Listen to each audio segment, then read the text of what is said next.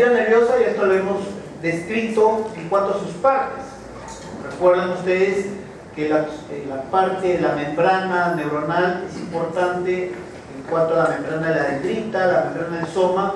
¿Qué fenómeno se produce ahí respecto al impulso nervioso? La propagación, integración, génesis o transmisión de impulso nervioso. Ustedes se olvidaron. Mucho tiempo. La propagación. En la membrana del cono de arranque axonal, la integración. En la membrana del segmento inicial del axón, la génesis del impulso nervioso, y en toda la membrana axonal, justo la que está por debajo de la vaina mielina, se produce la transmisión del impulso nervioso. Es decir, el impulso nervioso es un fenómeno de membrana. Es por eso que la membrana neuronal es la estructura altamente especializada. Si nosotros podemos dividir a la neurona por sus componentes, la estructura más especializada es la membrana neuronal. ¿Por qué? Porque ahí se producen los fenómenos de propagación, integración, génesis y transmisión del impulso nervioso, ¿no? Y para eso se requiere energía. ¿Qué porcentaje de energía se requiere para todos esos procesos de impulso nervioso? 60%. Y el 40% del ATP que genera una neurona ya lo utiliza para su automantenimiento, su autorreparación, etcétera, etcétera. Ya, pero eso es con respecto a la membrana. Ahora, con respecto al transporte axonal, es un tipo de transporte que se da por dentro del axón. Y tenemos transporte rápido y transporte lento. Vamos a ver aquí. Justamente acá, ahí están los microtúbulos.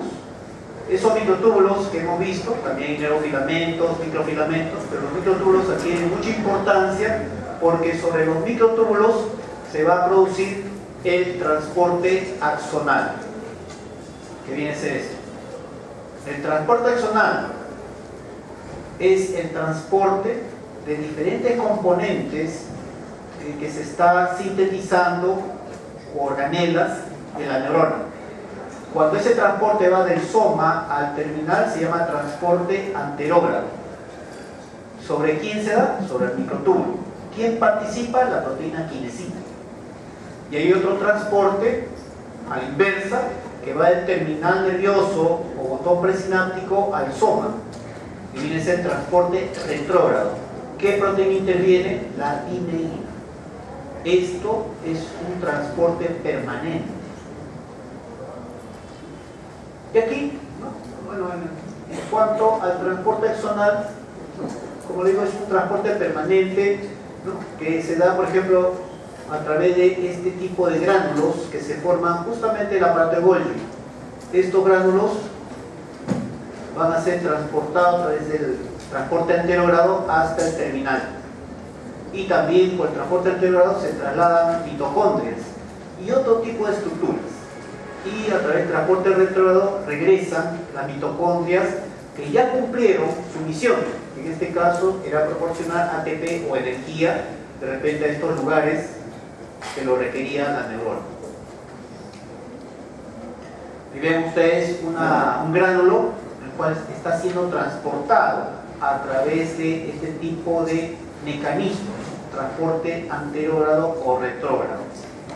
Y esas proteínas, la quinesina y lineína, son las que permiten ese transporte.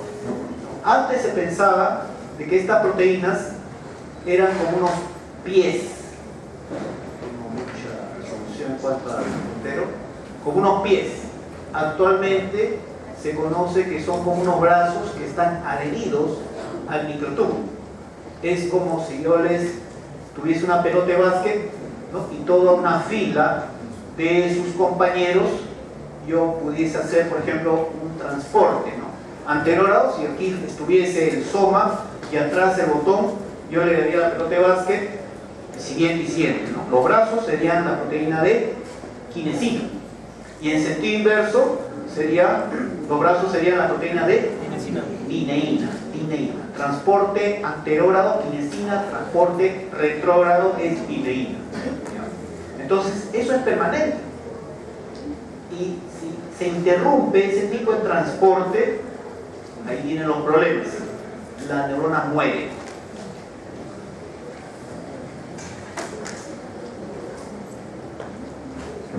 Ahí ven ustedes, antes se pensaba de que eran unos piececitos, esa proteína quinesina de Guinea. Actualmente se sabe que son brazos que están adheridos al microtúbulo. Entonces la membrana neuronal es la estructura más importante que tiene la neurona, la membrana celular o la membrana neuronal. ¿Por qué?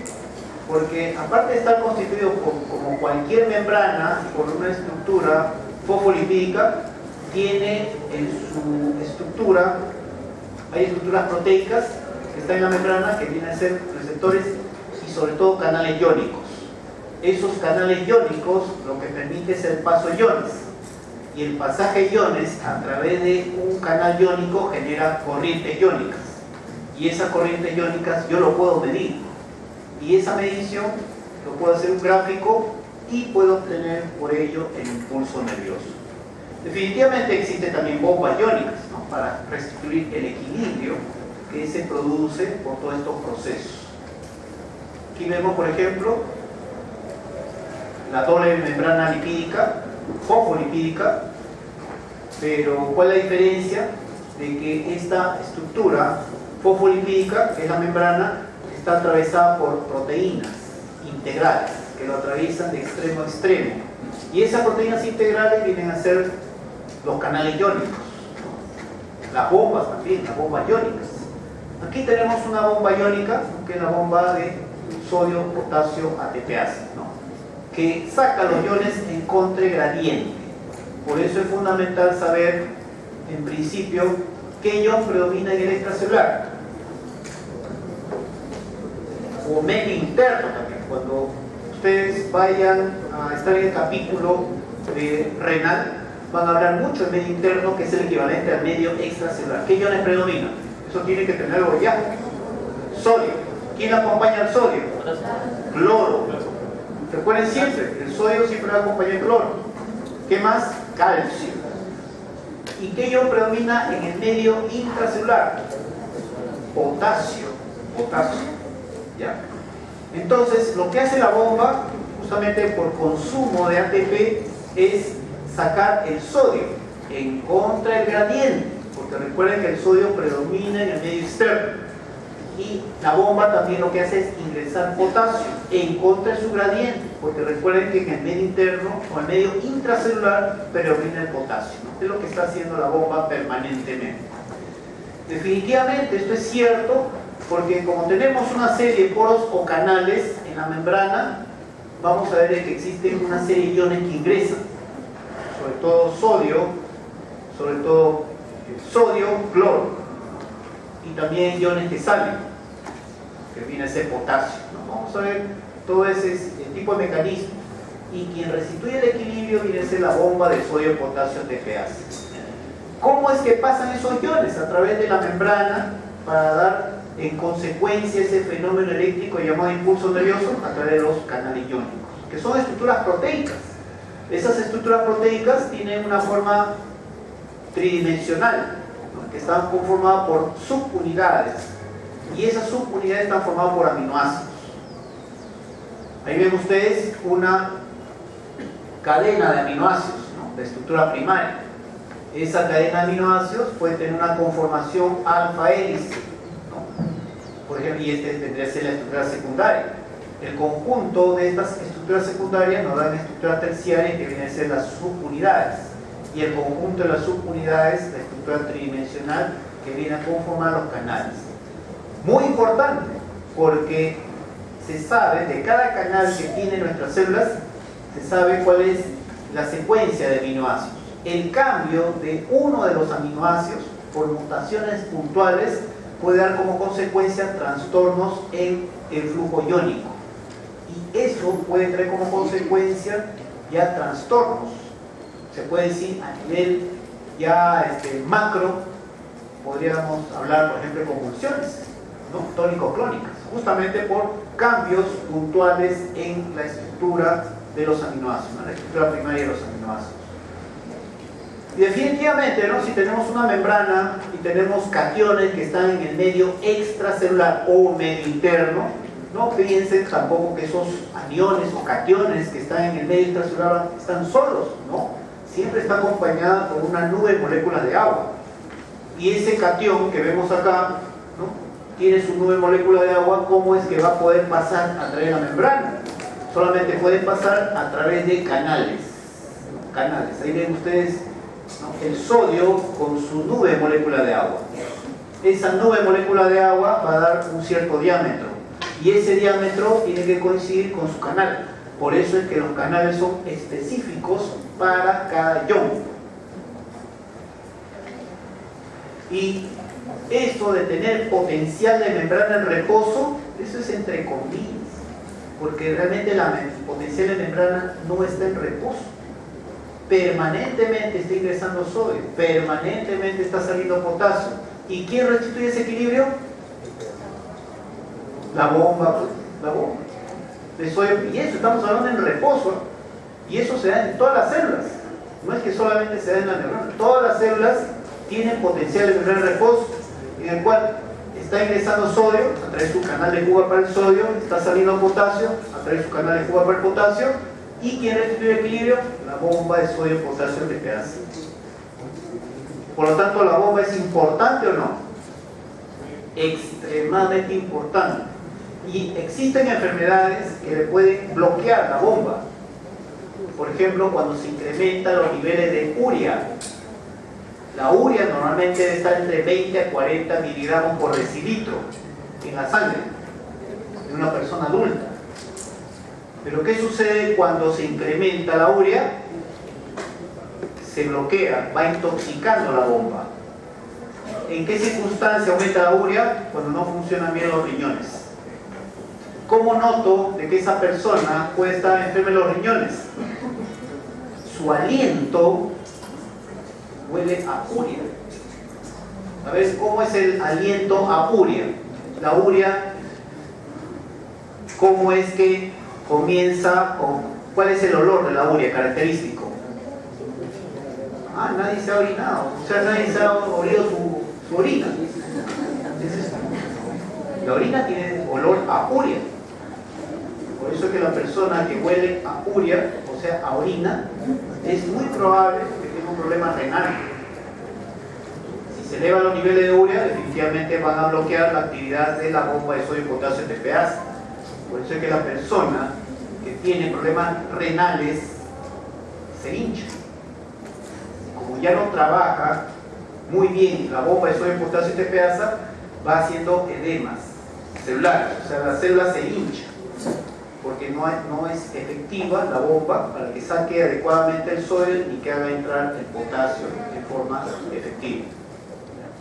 Entonces los poros o canales son proteínas integrales porque atraviesan toda la membrana y son importantes para la transmisión de señales, ¿no? ¿Por qué? Porque van a permitir variaciones rápidas de la diferencia de potencial, o sea, de lo que era potencial de membrana en reposo, negativo por dentro, positivo por fuera, rápidamente puede cambiar ese potencial, o sea, produciéndose la despolarización. Y eso dura milisegundos. Y todos esos canales deben estar afinados perfectamente, porque hay canales, una variedad de canales que ustedes no se imaginan. Hay canales, como ya les hablé de los primeros, ¿no? Canal de fuga para el sodio, canal de fuga para el potasio, canal para el sodio voltaje pendiente, canal para el potasio voltaje pendiente, canal para el potasio corriente lenta, canal de potasio dependiente de CACH, una variedad. Y todos esos canales tienen que estar bien afinados. Si uno de los canales falla en ese afinamiento, puede provocarse en la persona convulsiones, epilepsia. Entonces, esos poros o canales conducen iones, son específicos, porque van a reconocer iones específicos y se abren y cierran en respuesta a estímulos eléctricos, químicos y mecánicos. Vamos a ver aquí en este gráfico, vean ustedes, por la columna de la derecha está abierto el canal, de la izquierda está cerrado el canal. Observen este canal. Este es un canal que tiene un receptor. Es un canal receptor o un receptor ionotrópico directo también se le llama. Cuando viene ligando o primer mensajero, que puede ser neurotransmisor, puede ser una sustancia farmacológica o puede ser una hormona, etc.,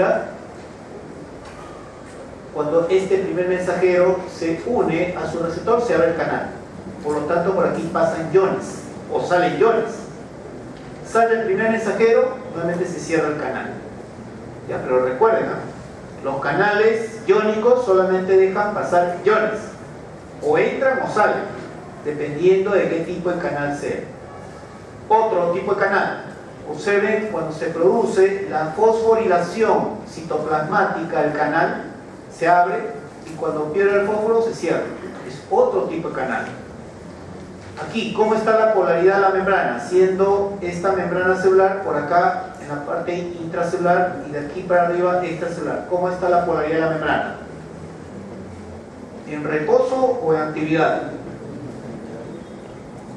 ¿Cómo es la polaridad que tienen todas las células? El interior es negativo y el exterior es positivo. Por lo tanto, sería en reposo, ¿no? Pero vean si cambia la polaridad, o sea, se despolariza la membrana, se abre el canal. Si recupera nuevamente su polaridad, se cierra el canal.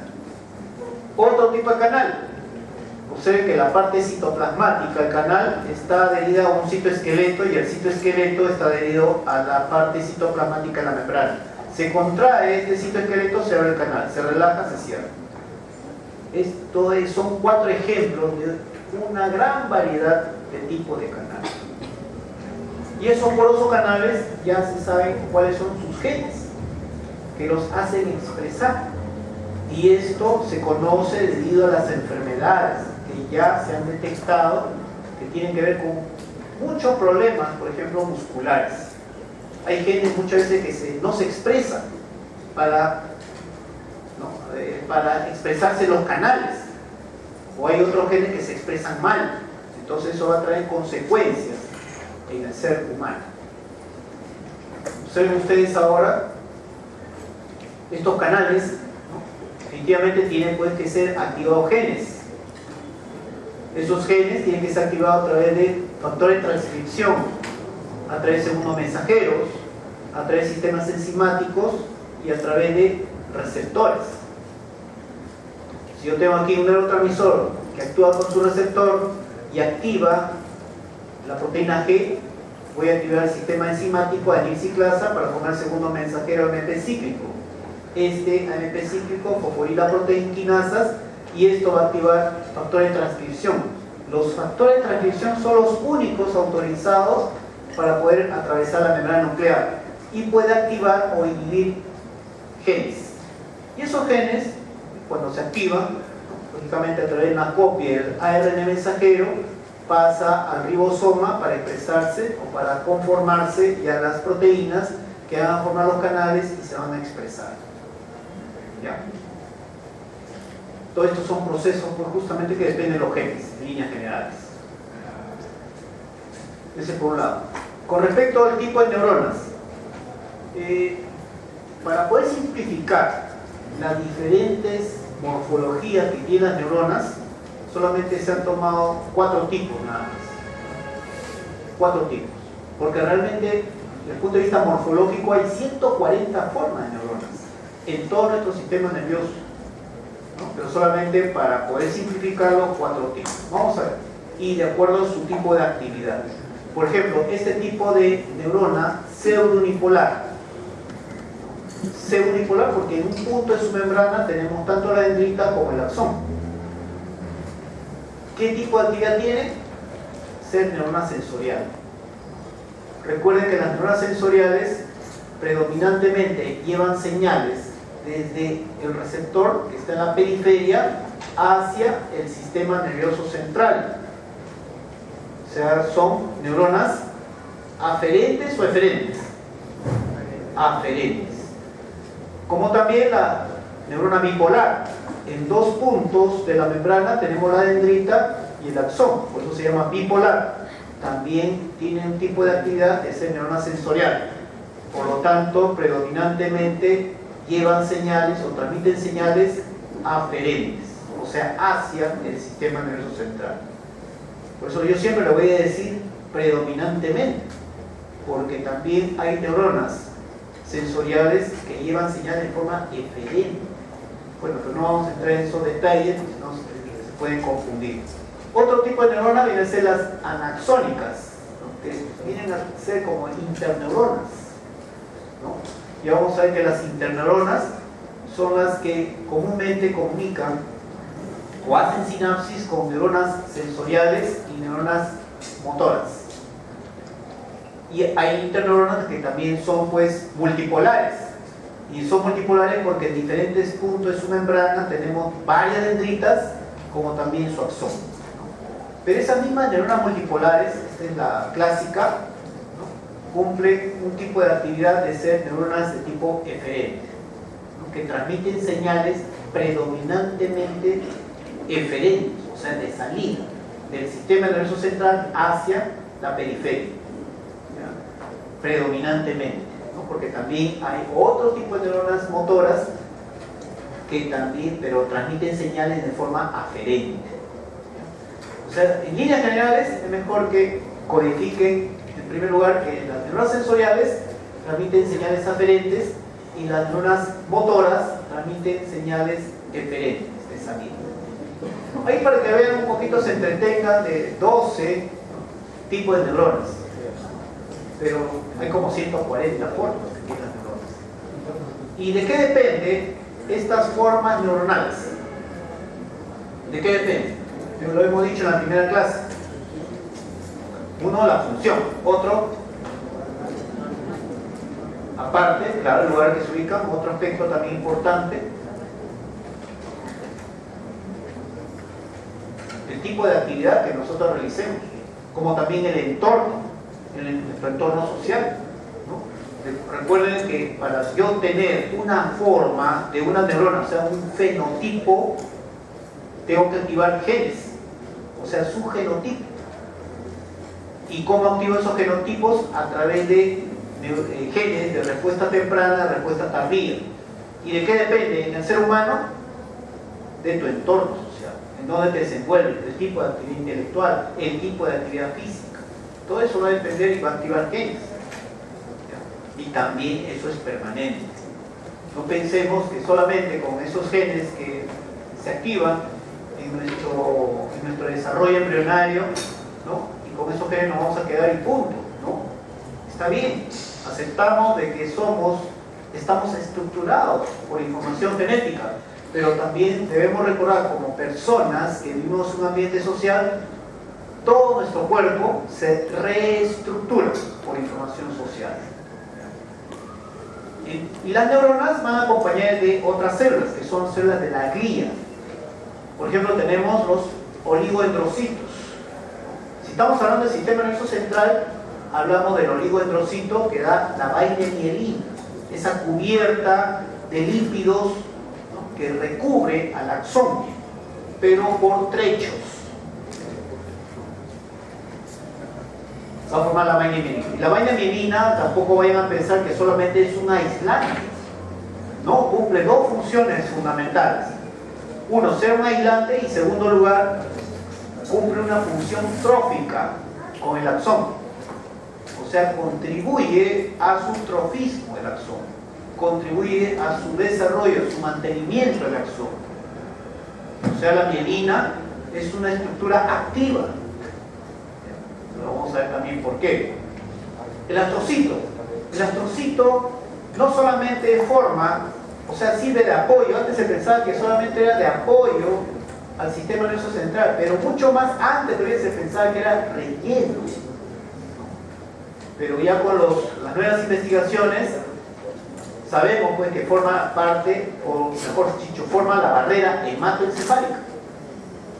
El astrocito es el que a través de una prolongación hace contacto con un vaso sanguíneo y a través de su otra prolongación hace contacto con la neurona. Por lo tanto forma la barrera hematoencefálica. O sea, el oxígeno, los nutrientes, la glucosa, todo tiene que pasar a través del astrocito. Y no solamente eso, sino segrega factores neurotróficos. A ver cuáles son las funciones que tienen los factores neurotróficos. Primera clase. ¿Listo? Ya van 20 minutos que falta para las 3 de la tarde. ¿Dónde está la lista? Siguen viniendo. ¿Ah? ¿Dónde está? Ya, no sé. Están dentro, ¿sabes? Están lentos. El lunes debe estar más activo, después de descansar 4 días. O sea, 3 de la tarde cojo la lista. Ya. Entonces, el astrocito forma los factores neurotróficos. Y los factores neurotróficos ya hemos visto de que tiene que ver mucho con la sinaptogénesis y la supervivencia neuronal. ¿Por qué supervivencia neuronal? Porque ¿con cuántas neuronas nosotros nacemos? Millones. 9 millones.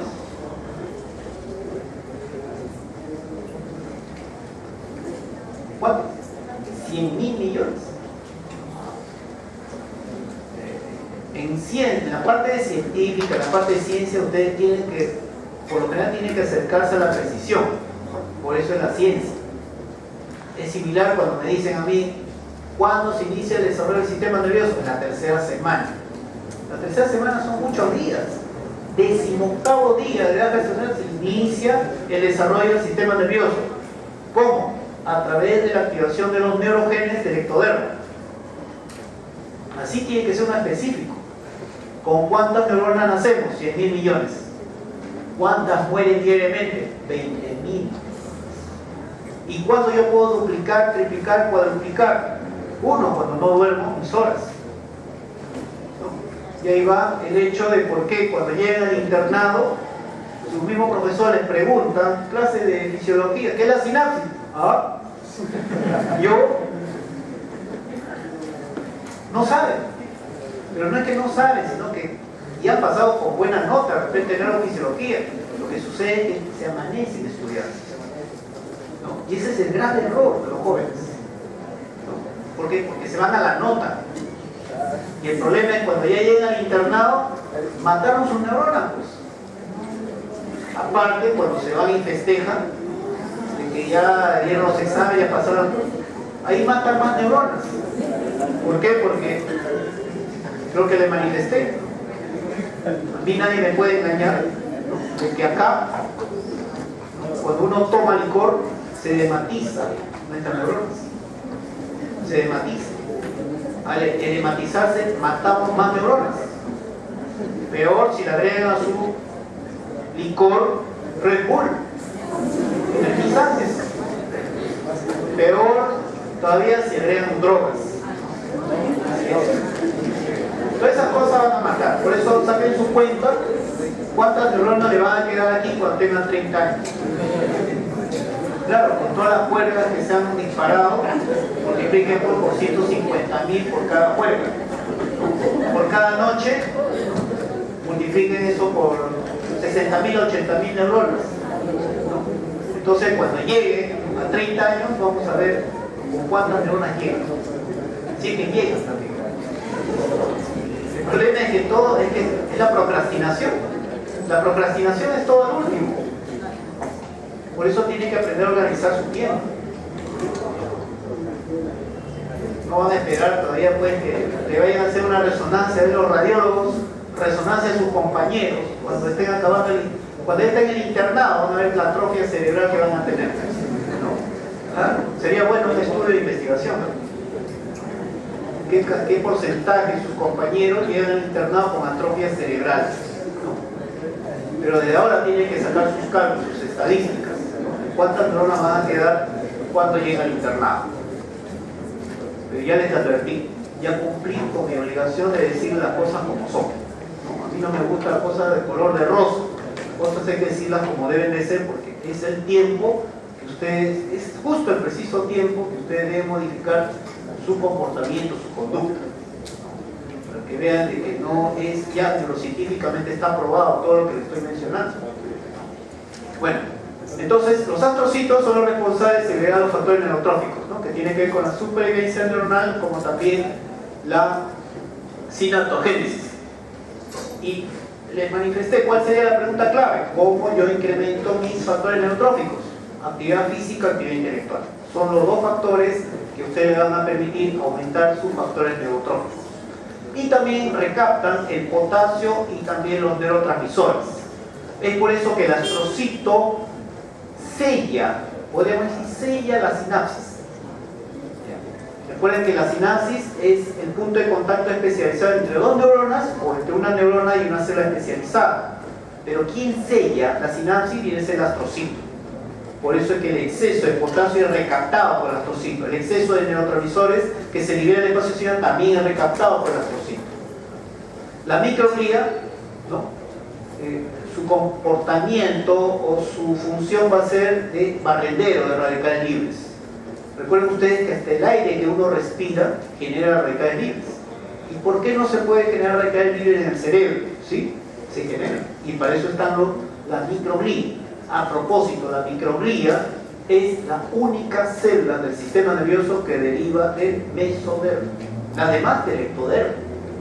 Y la célula ependimaria, ¿no? Que también van a formar otro tipo de compartimientos, que no es el tema, no lo vamos a tocar, son varios compartimientos, aparte de la barrera hematoencefálica, pero también es fuente de neuronas troncales, porque esta célula ependimaria en sitios específicos del sistema nervioso se va a transformar en neuroblastos, y esos neuroblastos van a constituir lo que se llama nichos de precursores neurales, pero que solamente en dos lugares de nuestro sistema nervioso, cuando ya somos adultos, se van generando neuronas.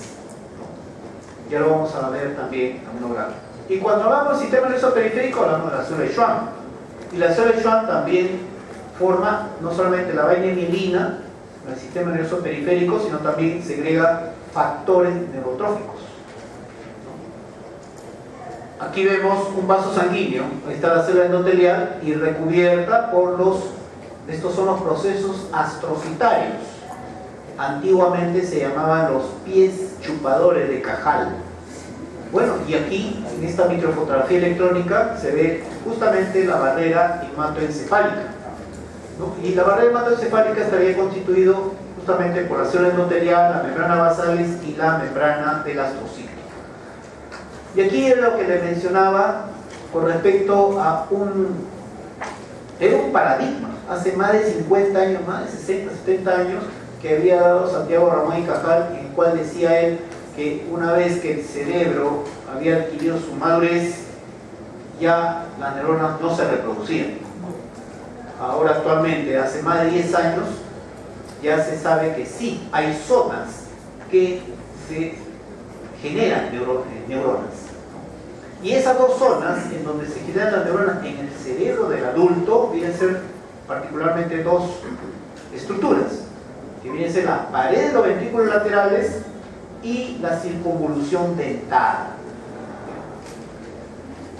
En las paredes de los ventrículos laterales, ¿no? Que están acá, estos son los ventrículos laterales en las paredes, tiene que haber pues una serie de elementos para que la célula ependimaria se convierta en neuroblasto.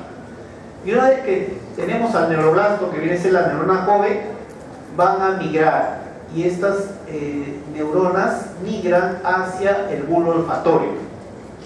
Efectivamente, porque de todos nuestros órganos sensoriales es la parte de la mucosa olfatoria la que más sus elementos celulares, sus receptores sensoriales, que son neuronas especializadas, se van destruyendo.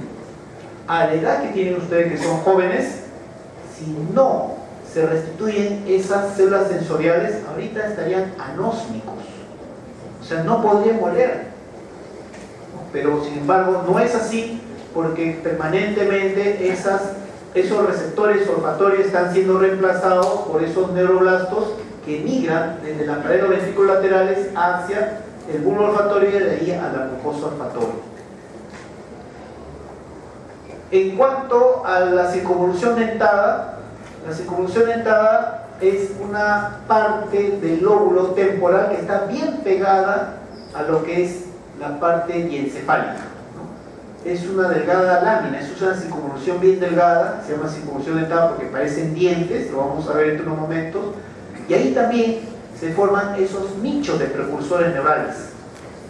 ¿Y esos neuroblastos a dónde migran? Al hipocampo. ¿Y el hipocampo, qué les dije? ¿Cuál era su función? Memoria. Aprendizaje y memoria. Nunca se olvida, aprendizaje y memoria. En este momento está en un proceso de aprendizaje y están codificando esa información como memoria a corto plazo, y eso se debe a nuestro hipocampo. Por lo tanto, es una estructura, ¿no?, en cual está permanentemente activando estas neuronas y por lo tanto se están desgastando esas neuronas, están muriendo esas neuronas y por lo tanto tiene que ser reemplazado justamente por los neurolastos que vienen de la circunvolución dental. Observen ustedes que hasta los años 60 se pensaba de que no había capacidad regenerativa en las neuronas del adulto, ¿no? Dado por Santiago Ramón y Cajal, ¿no? Pero actualmente se sabe que existen dos zonas. Del ventrículo lateral específicamente encontramos los nichos de precursores neurales en la zona subventricular del ventrículo lateral y en la circunvolución dentada en la zona subgranular de la circunvolución dentada. Todos estos hallazgos han sido hechos o han sido descubiertos en el cerebro de la rata. Y el cerebro de la rata, ¿no? Justamente su órgano olfatorio, sus estructuras olfatorias, sobre todo la mucosa, como también el bulbo olfatorio, que está bien desarrollado, ¿no? Definitivamente sufre un desgaste permanente. Entonces, haciendo como quien dice un seguimiento, un tipo de como detectives, ¿no? Los científicos han logrado ver, ¿no?, de dónde migraban esas neuronas para convertirse luego en receptores olfatorios. Y esos son los procesos llamados neurogénesis, ¿no? Esa neurogénesis puede ser fisiológicamente regulada, ¿no? O sea, se generan nuevas neuronas. A ver cómo sería fisiológicamente regulada. ¿A través de qué tipo de actividad tendremos que hacer? De forma fisiológica. Actividad física y actividad intelectual. Pero también puede existir neurogénesis patológica.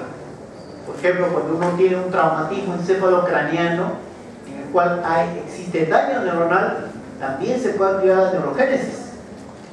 Pero muchas veces esos neurolastos que van migrando se conectan muy mal, hacen malas sinapsis, que al final ese paciente termina convulsionando, ¿no?, teniendo otro tipo de trastornos. La mielina, ya les he mencionado que tiene no solamente la actividad de ser un aislante del axón, ¿no?, de la membrana axonal, sino también de contribuir al tropismo del axón. Y tiene una composición lipídica, ¿no? Hay una variedad de lípidos que no vamos a encontrar en ninguna parte del cuerpo que no sea la mielina. Y recuerden ustedes que la mielina la proporciona en el sistema nervioso central el oligodendrocito y en el periférico la célula de Schwann, ¿cierto?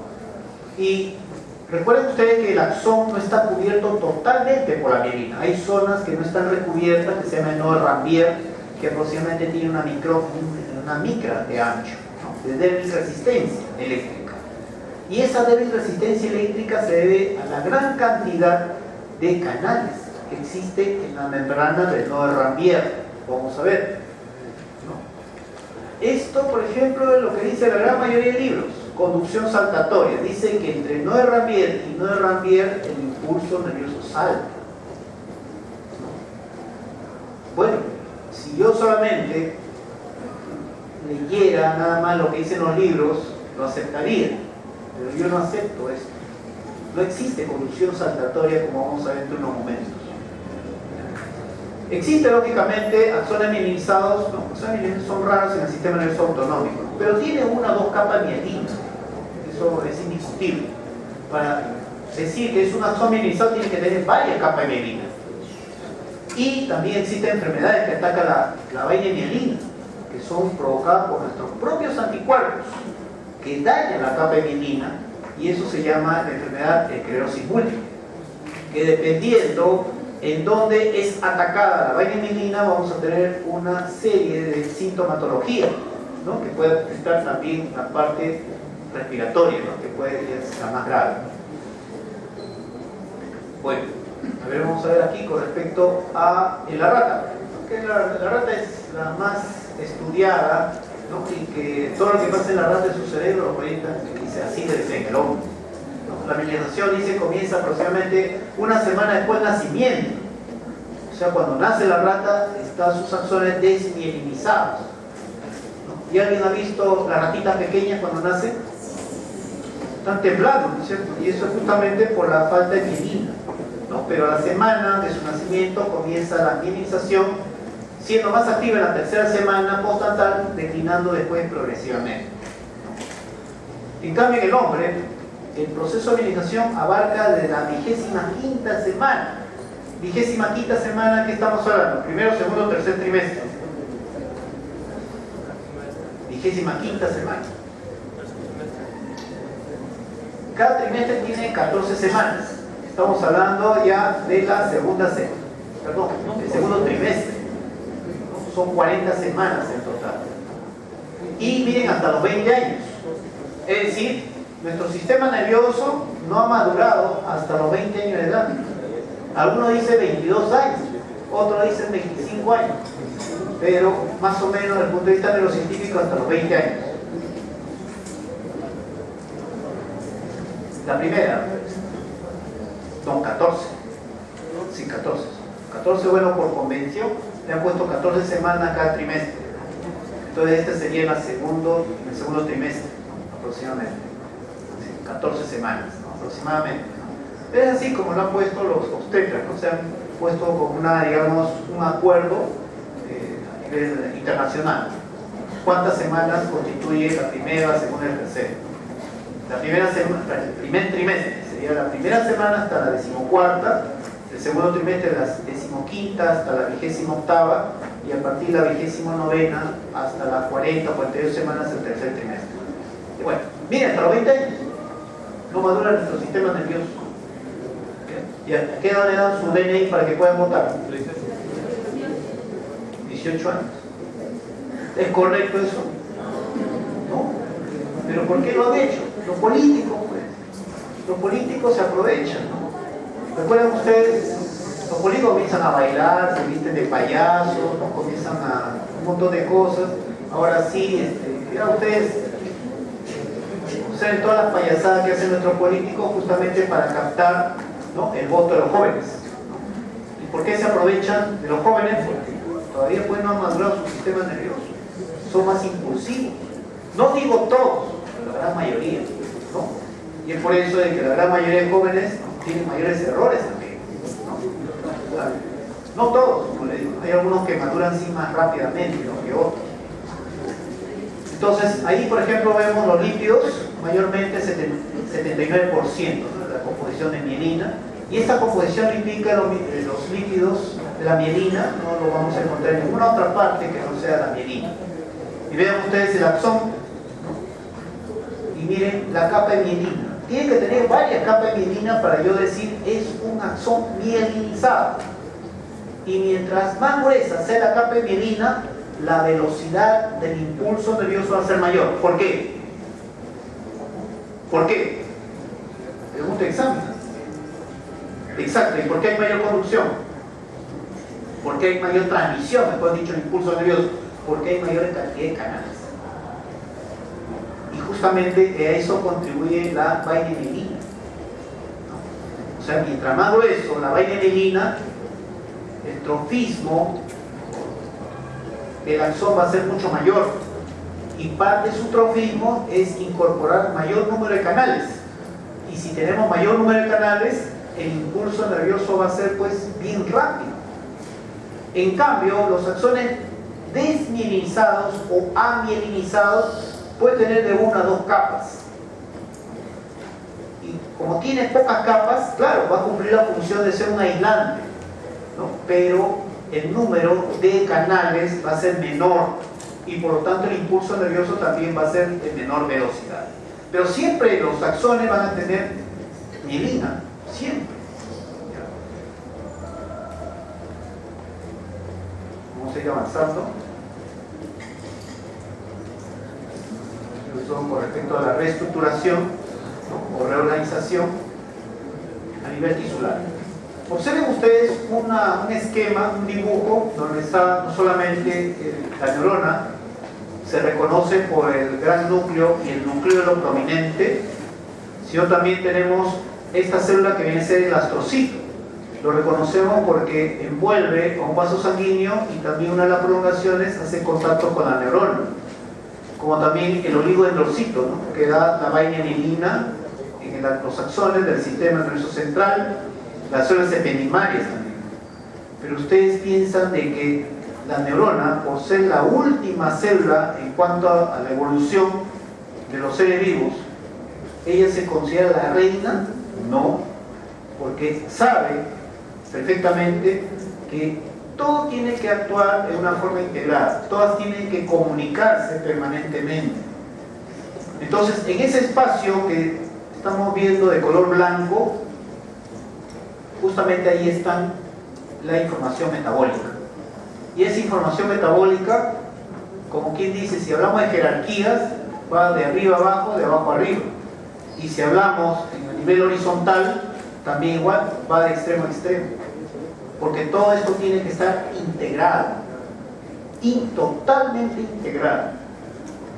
Por eso es cuando yo les muestro los niveles de organización de la personalidad, en cuál está el nivel el individuo celular, el individuo tisular, como dijo el doctor Pedro Ortiz, es una ficción útil para poder entender cada nivel. Que realmente todo nuestro cuerpo está totalmente integrado. Recuerden también de que desde el punto de vista, eso ya ustedes lo han visto en el colegio inclusive, de que nuestra corteza cerebral está organizada en capas. Pero eso desde el punto de vista histológico, porque desde el punto de vista fisiológico o funcional o de actividad, las neuronas realmente se activan en forma de columnas. Esas columnas abarcan todas las capas de las neuronas y cada columna tiene una función específica, y esas columnas, teniendo una función específica, inclusive pueden prestar neuronas para formar otras columnas y tener otra función. En cuanto a esa información metabólica, recordemos, y esto lo vamos a ver inclusive cuando hablemos de sinapsis. Observen ustedes una relación de tipo autocrín. La misma célula sintetiza sustancias que van a actuar sobre ella misma, sobre receptores, para autorregularse. Ese es un tipo de relación autocrín. Como también esta célula puede regular la actividad de otra célula que está a su costado. Este tipo de relaciones paracrinas, ¿no? Como la sinapsis, por ejemplo, ¿no? A través de los neurotransmisores. Pero también esta célula puede regular a distancia, a través de sustancias que a través de la circulación sistémica llega a otras células a distancia. Ese es el tipo de relación endocrina. Todos estos tipos de relaciones, autocrina, paracrina, endocrina, lo vamos a ver en la sinapsis. En la parte de endocrina, recuerden ustedes que hace muchos años se pensaba que la hipófisis era la reina de las hormonas, pero falso, porque ¿quién regula a las células de la hipófisis? Tanto adenohipófisis como neurohipófisis, el hipotálamo. Y el hipotálamo es parte del diencéfalo, ¿no? Y es parte del encéfalo, del diencéfalo. ¿A través de quién? De factores liberadores y factores inhibidores, ¿no? Que van a regular las hormonas adenohipofisiales. Esas hormonas adenohipofisiales van a regular todos nuestros órganos endocrinos. Y nuestros órganos endocrinos, como resultado de la estimulación de esas hormonas hipofisiarias, van a dar lugar a hormonas, ¿no? Por ejemplo, la glándula tiroides va a comenzar a liberar, sintetizar y liberar T3, T4, pero esas mismas hormonas T3, T4 van a autorregular a la adenihipófisis, al hipotálamo, inclusive la corteza cerebral. Son mecanismos de autorregulación, porque si existe un exceso de hormona tiroidea, ese exceso de hormona tiroidea va a ser el que se autorregule para que ya no se sintetice más, ¿no? El factor, la hormona liberada de la hormona tiroidea, ni tampoco se sintetice más el factor liberador de hormona tiroidea, ¿no? Y también a nivel cerebral. Son mecanismos de autorregulación, ¿no? Que se llaman los llamados feedback, ¿no? Si puede ser feedback negativo, como el que les he manifestado, el incremento de las hormonas hace de que se produzcan menos los factores estimulantes. Y feedback positivo es cuando aumenta mis hormonas, yo tengo un incremento todavía mayor de los factores estimulantes, ¿no? En este caso, con este tipo de mecanismos de regulación son de feedback negativo. La relación neuroinmunitaria, ¿no? Recuerden también de que nuestro sistema inmune también está regulado por el sistema nervioso central a través del sistema nervioso simpático. Esta es la cadena simpática. ¿Por qué? Porque ya se ha descubierto de que existen fibras nerviosas postsinápticas simpáticas en el timo. A ver, ¿qué cosa tiene que ver el timo acá? ¿Cuál es la función a nivel del sistema inmunológico? Linfocitos T, ¿cierto?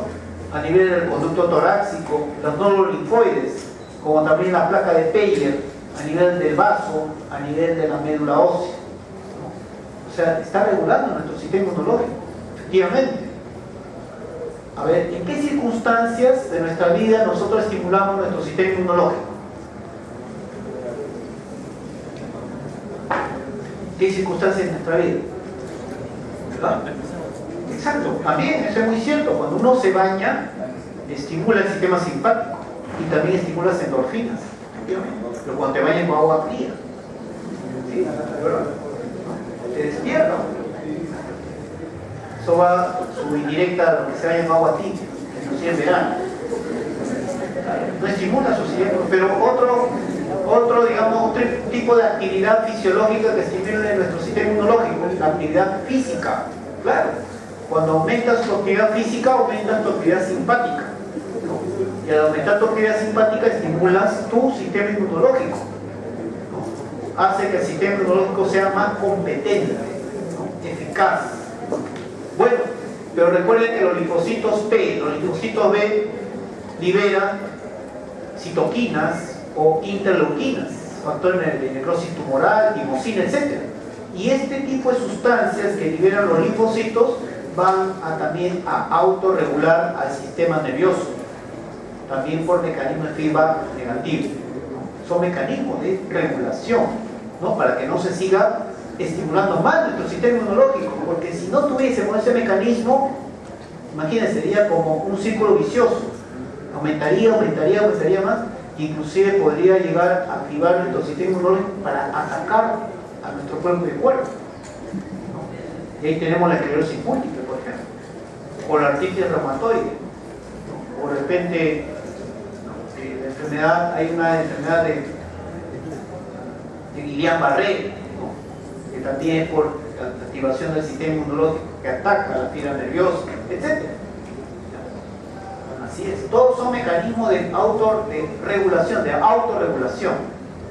Entonces la membrana neuronal, como habíamos dicho, es la estructura de la neurona altamente especializada, porque la membrana no solamente se da pues tipo de transporte, ¿no? De difusión simple. Por ejemplo, los gases tipo oxígeno, CO2, no necesitan transportadores, pasan a través de la membrana, ¿no? Por gradiente de concentración, pero también pueden pasar sustancias a través de proteínas, ¿no? Proteínas, ¿no? Que son la difusión mediada por canal. Esas proteínas forman canales, o también por transporte activo, ¿no? Tanto por una bomba, hemos hablado de la bomba de sodio de potasio TPasa, ¿no? Como también por transporte, ¿no? Secundario, ¿no? Debido a la actividad del transporte primario.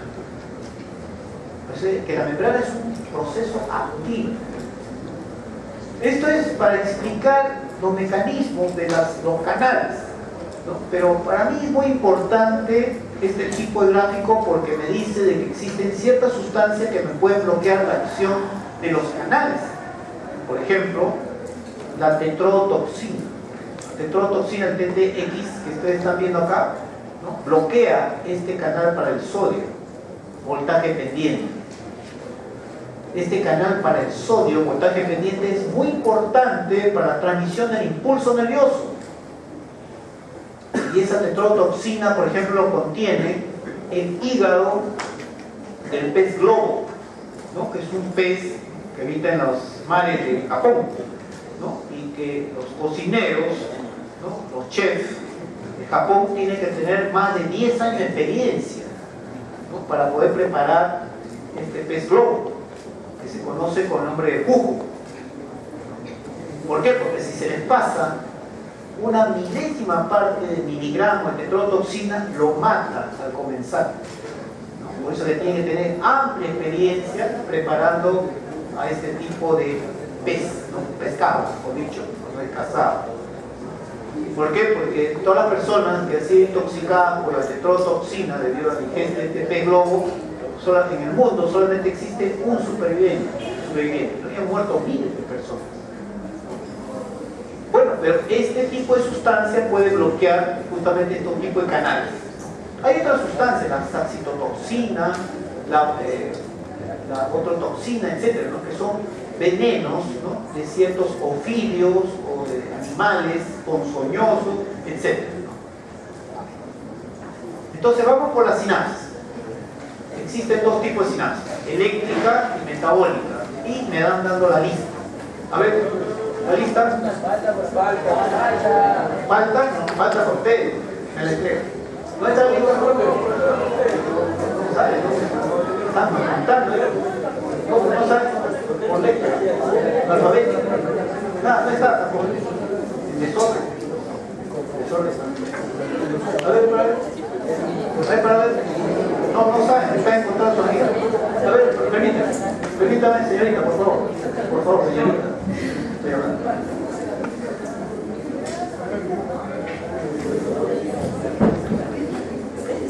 ¿Quién no encuentra su apellido? Se olvidó su apellido. Yo veo que está en orden.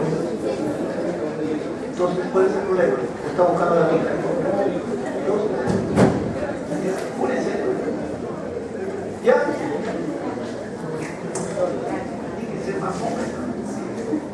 El jueves sí, 3 de la tarde ya, no sé, hacen apanado al mismo tiempo. Sí. Claro, ahora vamos a conversar. Tengo que acabar la parte que corresponde al impulso nervioso, cómo se forma, para yo después decirle la conducción saltatoria por qué no es cierto. Bueno, dos tipos de sinapsis, eléctrica y química. La química es la que vamos a estudiar mucho más. ¿Por qué? Porque está mediando aquí la liberación del neurotransmisor. Hay una serie de elementos para la sinapsis química, que en nuestro cerebro, en nuestro sistema nervioso es más del 90%, mucho más del 95% de nuestras sinapsis son químicas. Y las eléctricas son por acoplamiento de canales iónicos, como vamos a ver en los gráficos, menos del 5% lo tenemos en nuestro sistema nervioso. Aquí, por ejemplo, ven ustedes una sinapsis química, ¿no? ¿Y química por qué? Porque hay presencia de vesículas que están cargadas con neurotransmisores. Otro aspecto, no se olviden las partes de la sinapsis, al igual que las partes de la neurona. ¿Cuáles son las partes de la neurona? Árbol dendrítico, soma, axón, ¿no? Esos son los tres principales que están descritos en los libros, ¿no?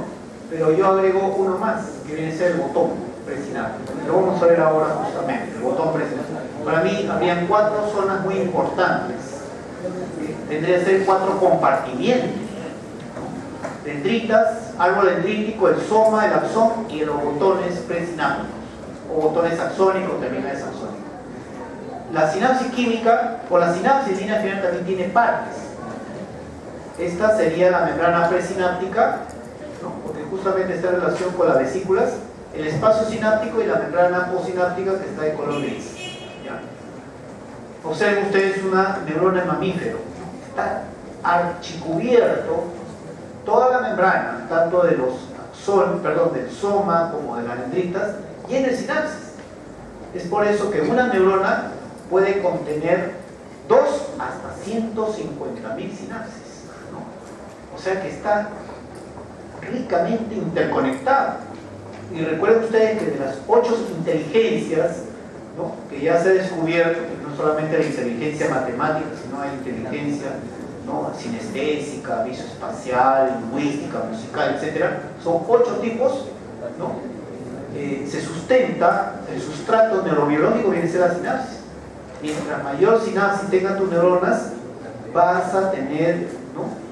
Digamos, inteligencia para un determinado tipo de actividad. Einstein, por ejemplo, cuando murió, le hicieron el estudio neuropatológico, vio que tenía más células gliales, pocas neuronas, pero esas pocas neuronas estaban ricamente interconectadas. O sea, la base de la inteligencia de la sinapsis. Mientras más sinapsis tenga, más inteligente, ¿no? En determinado tipo de actividad, lógicamente. Aquí vemos una sinapsis iónica, por ejemplo, en el cual ustedes no ven, pues, ahí está la membrana pre, post y el espacio, ¿no? Pero yo no podía identificar si es pre aquí o pre acá, ¿no? Porque no tengo como punto de referencia las vesículas, ¿no? ¿Y por qué? Porque las sinapsis iónicas realmente son canales que están acoplados entre la membrana presináptica y la membrana postsináptica. Están acoplados, canales que se abren y se cierran a determinado tipo de estímulos y por el cual pasan iones, ¿no? Que pueden ser de arriba hacia abajo o de abajo hacia arriba, ¿no? Por eso es que el impulso nervioso puede ser igual, ¿no? De arriba hacia abajo, de abajo hacia arriba, en cuanto al gráfico que estamos viendo acá, ¿no? O comparen ustedes con la sinapsis química. Aquí hay liberación de neurotransmisor y aquí tenemos la vesícula que ya se abrió, ¿no? Neurotransmisor. En cambio la eléctrica, miren, son canales que están acoplados frente a frente, pero que dejan pasar iones. En cambio acá, en la sinapsis química, ¿no? En la cual se libera el neurotransmisor, este neurotransmisor va a actuar con receptores y esos receptores, cuando actúan con su neurotransmisor, se abren los canales. Y recuerden, no se olviden, pregunta de examen también, ¿qué es lo que puede pasar a través de un canal? Solamente iones, y nada más que iones. Porque yo le digo y le redigo, y varias promociones igual, la misma respuesta. Neurotransmisores. ¿Qué pasa a través de un canal? Neurotransmisores. Fallar. No va a pasar nunca neurotransmisor. El neurotransmisor va a actuar con su receptor. Ese receptor va a activar un canal que puede abrir o cerrarse. Y a través de ese canal solamente pueden pasar iones. Puede entrar o puede salir, dependiendo del tipo de actividad. Ahí ven ustedes ahora una sinapsis. Ahora sí, vamos a ver la membrana presináptica, porque está en relación con las vesículas. El espacio sináptico, que no se nota muy bien, ¿no? Porque es una estructura electrodensa, y la membrana postsináptica. Pero miren estas vesículas, ¿qué contienen esas vesículas? Neurotransmisores, ¿no? Que son los 10 clásicos que hemos conversado. Pero hay otras vesículas. Son dos glándulos de núcleo denso. Y esos glándulos del núcleo denso tienen neuropéptidos. ¿Cuál es la diferencia entre una proteína y un péptido? En que la proteína tiene más de 100 aminoácidos y el péptido tiene menos de 100 aminoácidos. Pero ¿dónde se sintetizan las proteínas y los péptidos? ¿En qué estructura? ¿En qué organela? Los ribosomas. ¿Los ribosomas de dónde los encontramos? En el soma. En el soma. ¿Y qué hacen en un terminal? Esos neuropéptidos van a ejercer una gran influencia, porque mientras el neurotransmisor está muy vinculado al impulso o al potencial postsináptico, o sea, el fenómeno eléctrico de la membrana postsináptica, el neuropéptido lo que va a hacer es incrementar la altura de ese potencial postsináptico o disminuirlo. ¿Qué nombre le pondrían, por lo tanto, la acción del neuropéptido? Es un neuromodulador. Neuromodulador. Ahora, ¿cómo es que ha llegado al terminal ese neuropéptido? Si se sintetizó en el soma, ¿cómo llegó? ¿Por obra y gracia del Espíritu Santo? No. ¿Qué tipo de transporte? Transporte axonal. Pero hay dos tipos de transporte axonal: anterógrado o retrógrado. Anterógrado, efectivamente. Por eso es que si nosotros o algo destruye los microtúbulos, trastorna pues el transporte axonal. Y si trastornas el transporte axonal, alteras justamente la presencia de esos neuropéptidos que están en el terminal, y por lo tanto la neurona muere cuando no cumple su función. Así que es muy importante. Ahora, el neurotransmisor, ¿en dónde se sintetiza? En el terminal. Ahí se sintetiza. Ahí están sus enzimas.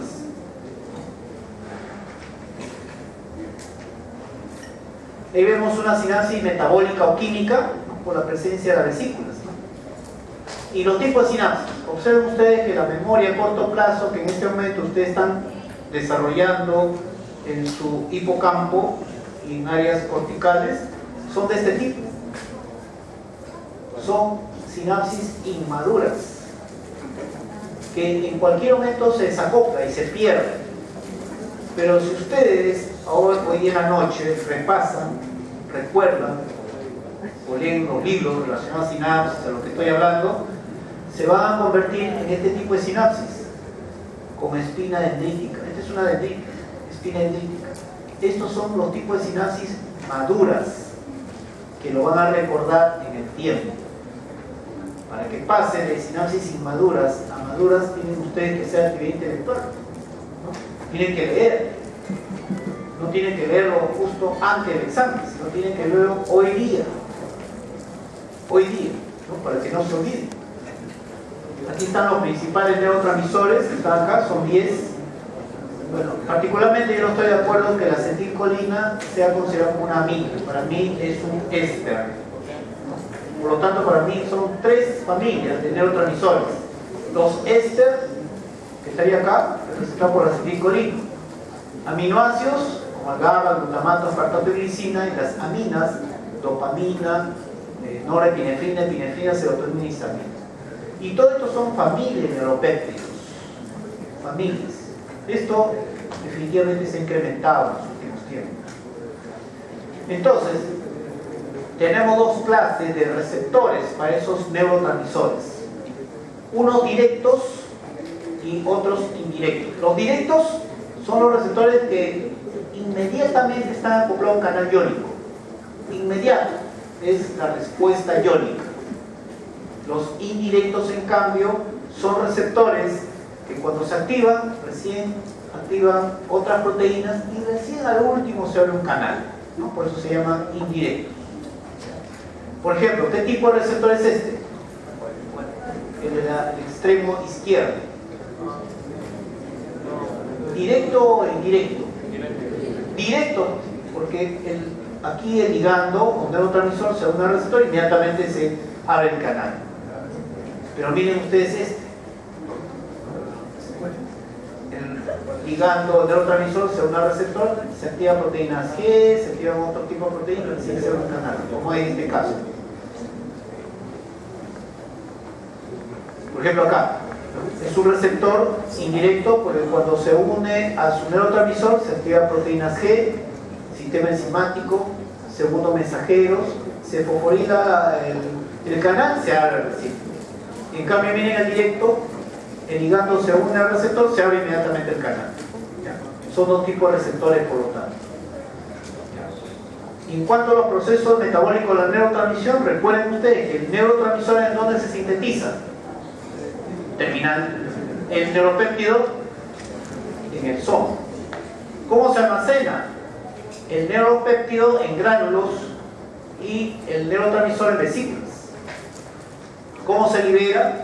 Vamos a ver todo ese proceso de liberación y cómo se liga a su a su receptor y cuáles son sus efectos metabólicos en la neurona postsináptica, ¿no? Puede ser activando receptores, enzimas o canales iónicos para que se produzcan los potenciales postsinápticos, o pueden activar sistemas acoplados a proteínas G de la neurona postsináptica, o activando segundos mensajeros, o activando receptores citosólicos. Y sus efectos funcionales pueden ser, como le digo, los potenciales postsinápticos electrogénicos y no electrogénicos, o sea, generadores de impulsos nerviosos, ¿no?, llamados potenciales postsinápticos. Puede ser excitatorio y inhibitorio. Aquí es importante que ustedes sepan, ¿no?, algo que cuando di las clases para obstetricia, ¿no?, para un curso de especialización, yo deduje nada más a través de la teoría informacional, ¿no?, por qué algunos niños nacen con cierto tipo de inclinaciones, ¿no? No inclinaciones de lo que ustedes puedan imaginarse, ¿no? Sino porque, aunque también, ¿no?, podría estar relacionado, ¿no? Y solamente deduciendo de la teoría informacional, nada más, respecto a por qué, por ejemplo, como le mencionaba, ¿no?, si la mamá está estresada durante su gestación, nace un niño estresado. En cambio, si la mamá le da seguridad, bienestar, alegría, ese niño nace también igual. Es más, tiene la capacidad intelectual, la inteligencia adecuada. Ustedes saben que a medida que avanzan las generaciones, las competencias son mayores cada vez más. Después de la primera clase, me enseñaron este libro de Bernie, ¿no? La vida secreta del niño antes de nacer. Y aquí está gran parte de lo que yo les había dicho en la primera clase, porque esas clases de especialización son de las 8 de la mañana hasta las 6 de la tarde, son de varias horas, ¿no? Al final me mostraron este libro, y cuando lo leí, realmente aquí estaba, o sea, mejor dicho, aquí se reflejan los resultados de los niños, ¿no?, de estos niños que nacen, ¿no?, dependiendo de las condiciones en que se relacionan los padres, ¿no?, pero sobre todo, ¿no?, lo que pasa en la mamá, ¿no?, y cómo es que se refleja en el recién nacido. Aquí está. Pero yo, sin saber la existencia de este libro, está hecho por un psiquiatra, ya con la teoría informacional pude deducir. Y esto justamente viene para que ustedes sepan, ¿no?, cómo es que nuestros niños nacen. Eso va a depender mucho de la mamá. ¿Por qué?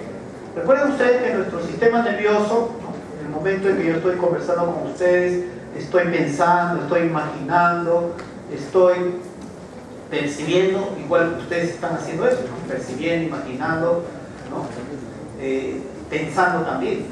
Eso se realiza a través de la actividad neuronal, ¿no?, a través de una actividad intelectual. Y la actividad intelectual es la actividad neuronal. Y esa actividad neuronal se da a través de sinapsis e impulsos nerviosos. Y observen ustedes la explicación. Yo les decía que esto es lo que pasa en la madre, como también cualquiera de nosotros. Cuando ya se libera el neurotransmisor, sigue 6 caminos. Cuando se libera el espacio sináptico, estamos hablando de una sinapsis química. 6 caminos. El primer camino, ¿cuál es? El neurotransmisor se va a unir a su receptor, ¿no es cierto? El primer camino. ¿Para qué? Para activar a la neurona postsináptica. Número 1. Segundo, ese neurotransmisor tiene que estar activando permanentemente su receptor. A ver ahí lo que están murmurando, usted, señor. Ese neurotransmisor, cuando actúa con su receptor, tiene que estar permanentemente activando ese receptor. ¿Qué dices? Ya les he dicho, el primer camino es el neurotransmisor cuando se liberó el espacio sináptico, tiene que unirse a su receptor, justamente para activar canales. Pero ese neurotransmisor siempre tiene que estar activando su receptor. ¿Por qué no? ¿O por qué sí? ¿Por qué no puede estar activando permanentemente su receptor? Porque es el mismo efecto que haría las drogas. Si está activando permanentemente su receptor, estaríamos alucinando. Entonces tiene, claro, yo sé que les gusta, ¿no?, pero la cosa es que ese neurotransmisor tiene que ser rápidamente metabolizado a través de su enzima. Y cada neurotransmisor tiene su enzima específica que lo metaboliza. Pues el primer camino viene a ser el neurotransmisor liberado activa su receptor. Segundo camino, el neurotransmisor es metabolizado por su enzima.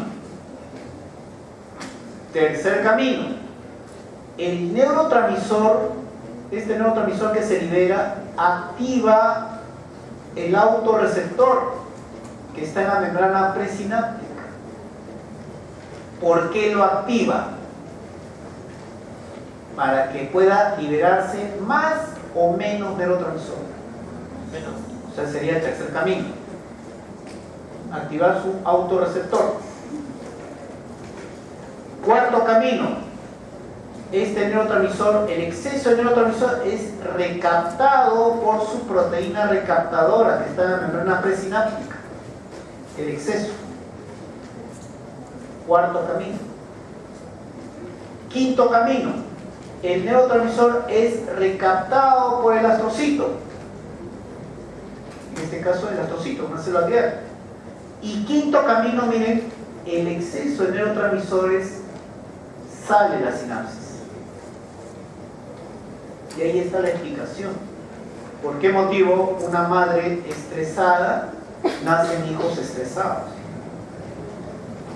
Justamente esto, lo que está en número 7, ¿no? Es cuando el neurotransmisor sale de la sinapsis, agarra la circulación general, ¿no?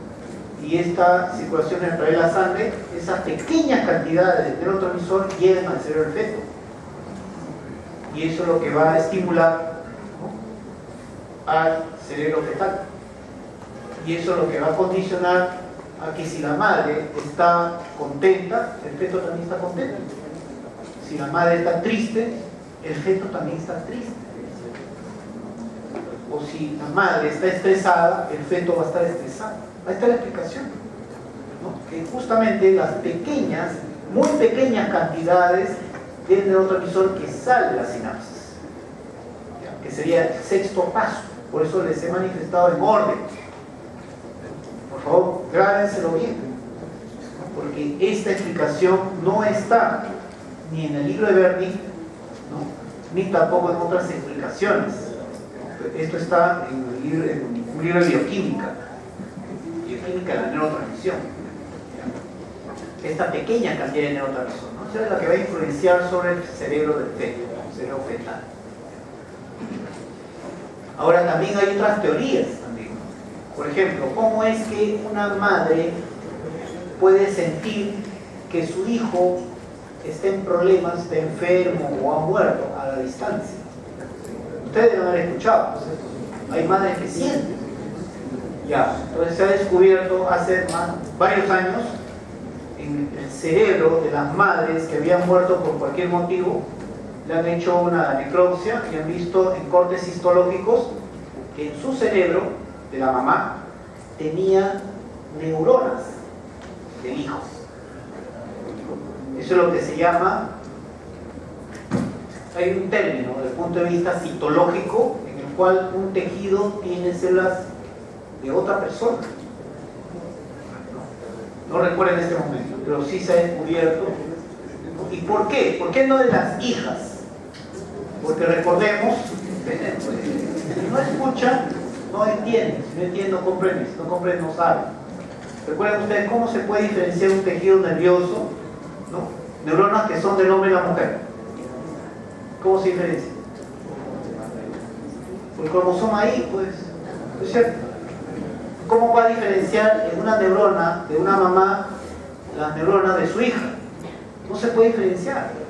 Entonces, por eso es que han hecho artificios para hacer las tinciones del cromosoma Y y han encontrado en el cerebro de las mamás neuronas del hijo, o mejor dicho, el cromosoma Y del hijo, ¿no? Tiene su nombre, ¿no?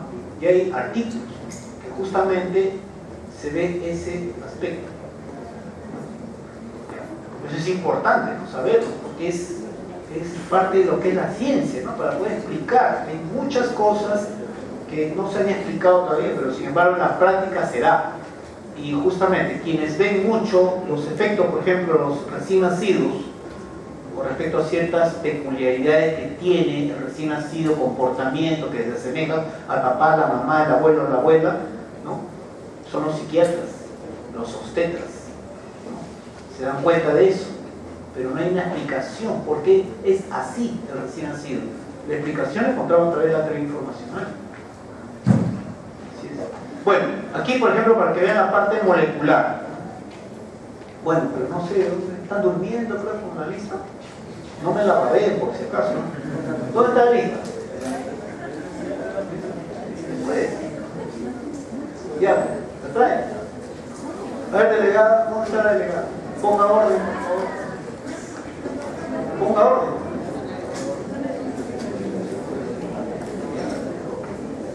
No hay delegada. Pero es que se paran ahí durmiendo sobre la lista. Están viendo eso y la enamorada está por ahí. Está bien, la enamorada. Ya, ¿ves la lista, por favor? Tráigame la lista. ¿Están durmiendo? Ya, ¿quiénes más faltan?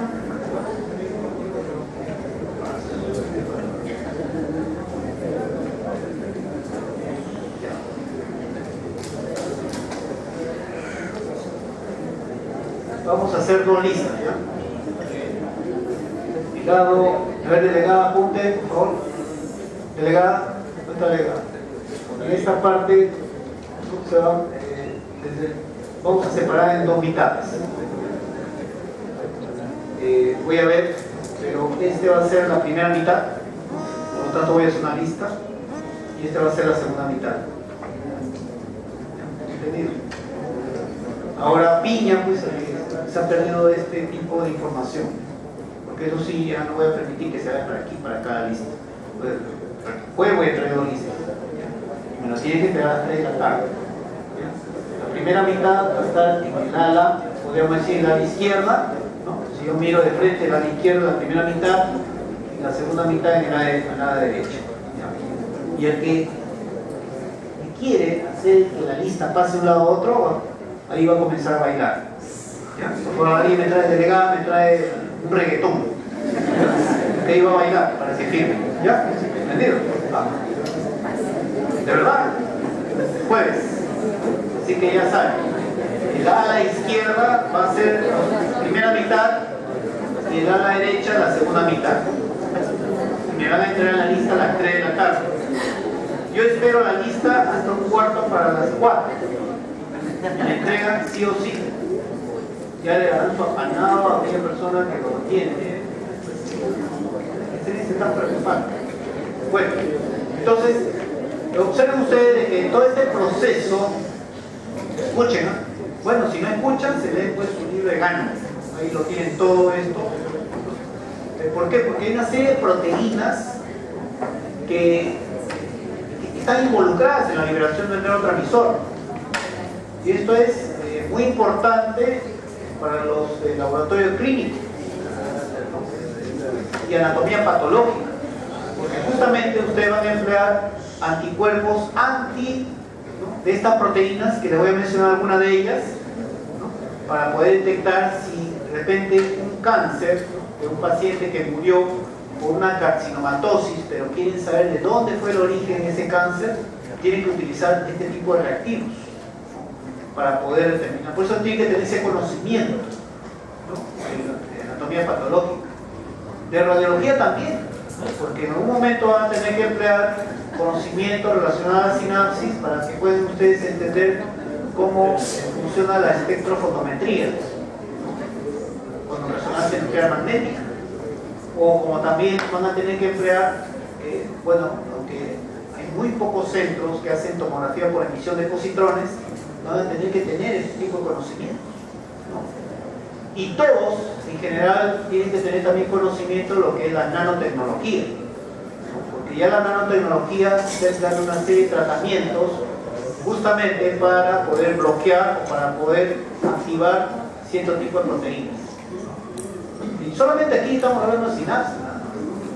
Bueno, entonces estas vesículas nacen del endosoma temprano, que está en el terminal, como ustedes están viendo, el botón presináptico. Entonces, cuando nace, estas vesículas tienen su membrana, y esa membrana tiene una serie de proteínas. Vamos a hablar de algunas, de las muchas que tiene. Yo le voy a preguntar a la señorita que está en el extremo derecho, ¿no? Sé que está limpiando, pero vamos a preguntarle. Recuerden ustedes que muchas veces yo no voy a tomar preguntas de las diapositivas, sino de lo que estoy hablando. Pregunta del examen, lógicamente. Bueno, la cosa es de que lo primero que se activa, una de las proteínas que primero se activa en la membrana de la vesícula sináptica, viene a ser una bomba de protones. esa bomba de protones lo que va a hacer es incorporar hidrogeniones dentro de la vesícula, haciendo de que el medio intracelular se convierta en un medio alcalino o ácido. ¿Cómo? ¿Yo? ¿Dónde estoy? ¿De qué programa eres? ¿De biología? ¿No? ¿Medicina? ¿No? ¿Contabilidad? ¿Derecho? Atento, pues. No sé por qué se pega mucho ahí. Ah, ya, te gusta que se pegue. Calor. Bueno, la cosa es que se activa una bomba de protones. ¿Para qué? Para que incorporar, ¿no?, hidrogeniones dentro del ambiente intravesicular. Por lo tanto, el ambiente se convierte en un ambiente ácido. Y este ambiente ácido activa un transportador del neurotransmisor. ¿Y qué va a hacer ese transportador del neurotransmisor? Hace un intercambio. Saca un hidrogenio y hace entrar una molécula del neurotransmisor hasta que se llena la vesícula del neurotransmisor. Una vez que se llena la vesícula del neurotransmisor, se va a translocar, se va a ver una movilización de la vesícula hasta la membrana presináptica. Y ahí en la membrana presináptica se va a anclar. El docking es anclaje.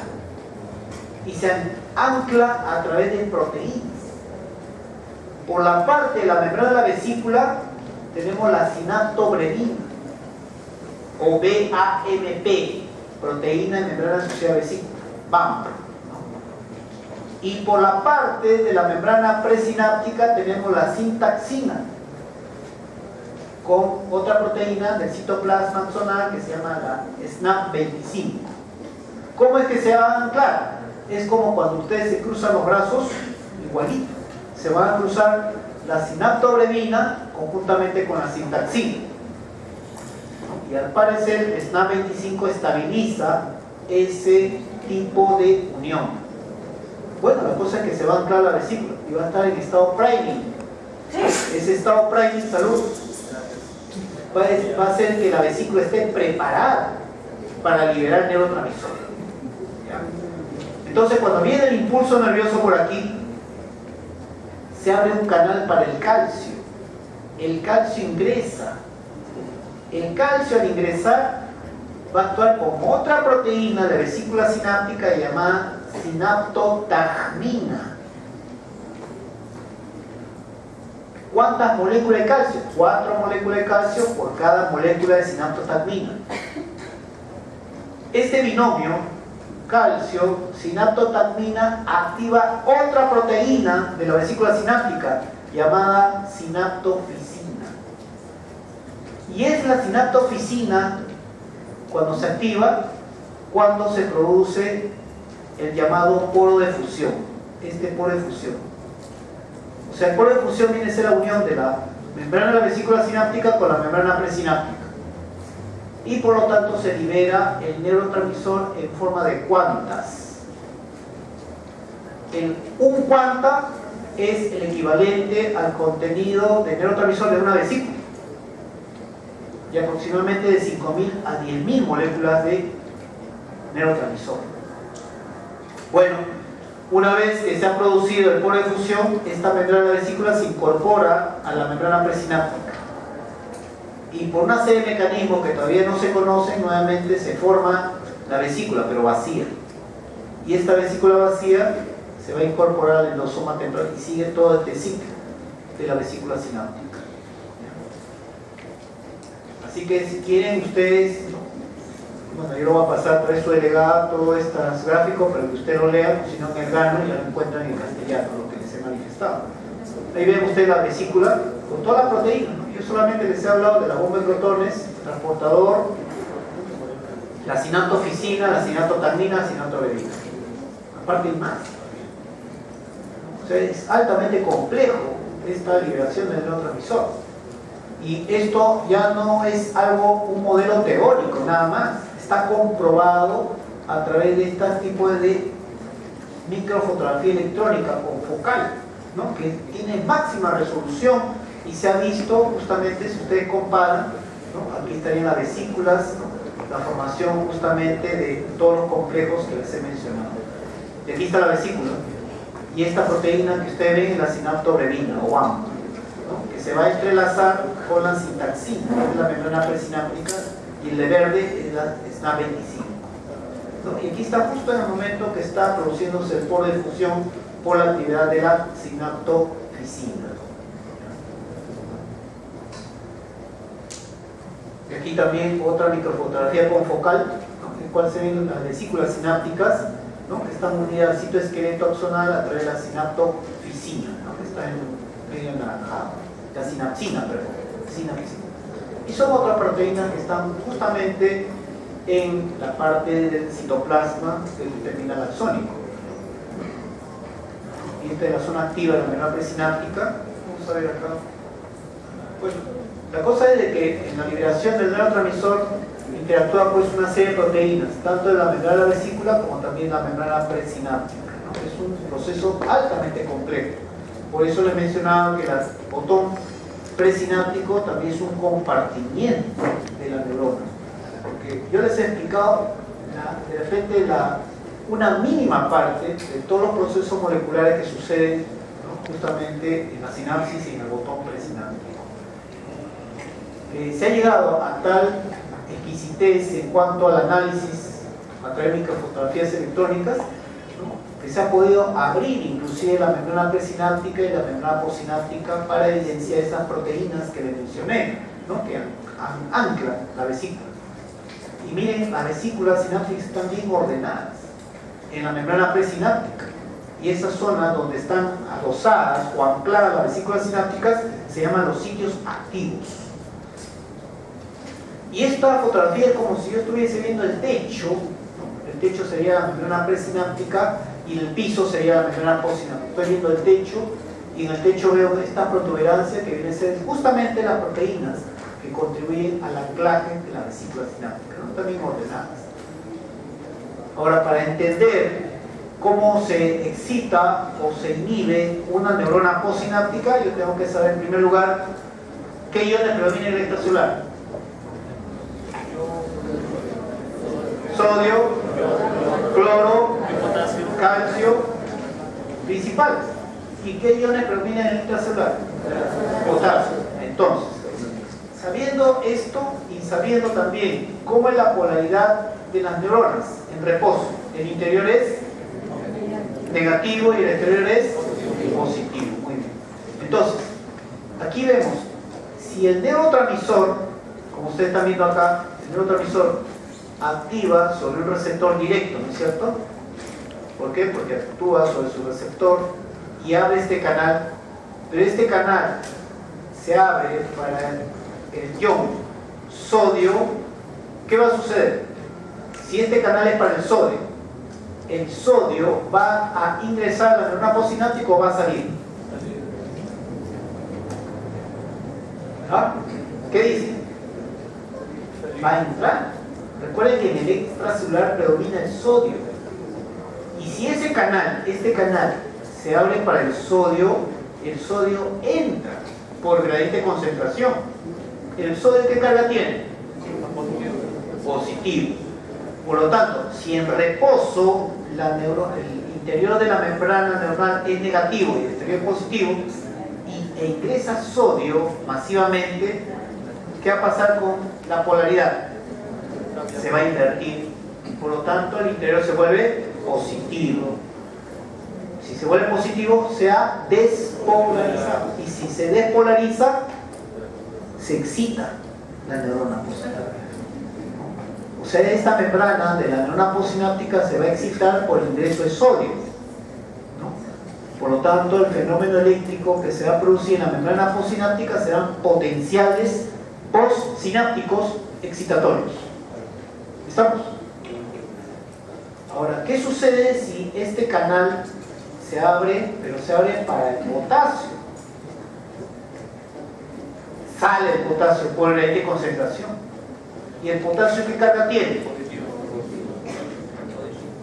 Positivo. Y si sale cargas positivas, ¿qué va a suceder con el interior de la membrana? Se va a volver más negativo. Y si se vuelve más negativo, se hiperpolariza. Y si se hiperpolariza, pues se ha vuelto más negativo, se inhibe. Se inhibe la membrana, se inhibe la neurona postsináptica. Ya. Eso, del punto de vista eléctrico, ¿cómo se representa? Con el llamado potencial postsináptico inhibitorio. Ahora, ¿qué sucede si este neurotransmisor se une al receptor y se abre un canal para el cloro? ¿El cloro dónde predomina? Eso es lo primero que ustedes deben preguntar. Intracelular. Por lo tanto, si se abre un canal, ¿entra o sale cloro? Entra cloro. ¿Qué carga tiene el cloro? Negativo. Por lo tanto, la membrana, ¿qué sucede? Se vuelve más negativo. Por lo tanto, también se hiperpolariza, se inhibe, y su representación eléctrica en la membrana serían potenciales postsinápticos inhibitorios. ¿No? O sea, se inhibe la neurona postsináptica. ¿Estamos? Tiene que hacer un esfuerzo intelectual para poder entender esto. No, es verdad, porque lamentablemente no tenemos ahorita una pizarra para poder explicarlo mejor. Pero tienen que ustedes imaginarse. Ahora observen ustedes aquí el receptor. ¿Quiere ser de pizarra? No hay problema. Sí. Ya, todavía hay que plancharlo nomás, para que quede pegado ahí en la pared. Aquí, un receptor. Pizarra. No, vamos a interrumpir todo. A ver, vamos a ver cómo lo vamos a solucionar eso. Ya. Ahora observen ustedes este receptor. Miren, este neurotransmisor se une a este receptor que activa proteína C y recién va a activar a un canal. ¿Cómo se llama este tipo de receptor? ¿Directo o indirecto? Indirecto. Ahora miren, observen ustedes esto. ¿Qué sucede si ese canal se cierra ahora? Se cierra para el sodio. A ver, recordemos. Cuando la célula está en reposo, entra sodio, ¿no es cierto? Por canal de fuga. Sale potasio por canal de fuga, ¿no es cierto? ¿Y quién restituye el equilibrio? La bomba. La bomba. Cuando estamos hablando de una célula en reposo, por eso reposo entre comillas, porque realmente está ingresando sodio, saliendo potasio y restituye el equilibrio la bomba. Pero ¿qué pasa si ustedes cierran el canal para el sodio? ¿Qué es lo que va a estar saliendo? Potasio. ¿El potasio qué carga tiene? Positivo. Si sale cargas positivas, ¿qué va a suceder con el interior de la neurona? Ahí está, se hiperpolariza, se vuelve más negativo. Por lo tanto, se va a inhibir. Ahora, ¿qué sucede si es para el potasio? O sea, ya sabemos que el reposo entra sodio, sale potasio y la bomba lo restituye. Ahora, cierro el potasio. ¿Qué va a suceder con el sodio? Sigue ingresando. ¿Qué carga tiene el sodio? Por lo tanto, el interior se hace positivo, se pierde, ¿cierto? Y por lo tanto, se despolariza. Por lo tanto, la neurona postsináptica se excita. ¿Y qué sucede con fenómeno eléctrico en la membrana postsináptica? Potenciales postsinápticos excitatorios. Recuerden, los potenciales postsinápticos excitatorios son así: una deflexión hacia arriba. En cambio, los inhibitorios es una deflexión hacia abajo. Estos potenciales postsinápticos excitatorios excitan a la neurona postsináptica. En cambio, los inhibitorios inhiben a la neurona postsináptica. ¿Ya?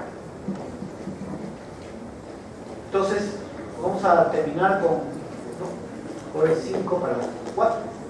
Tienen que estar en este momento a las 4 en punto, los que van a hacer seminario en el salón de fisiología y los que van a hacer práctica en la laboratorio de práctica. 4 en punto. Por favor, ahorita se van. ¿Ya? A fisiología. Hasta ahí nomás terminamos, el jueves comenzamos. Ya saben, a la izquierda, los primeros 100 y a la derecha, la segunda mitad. Muchas gracias.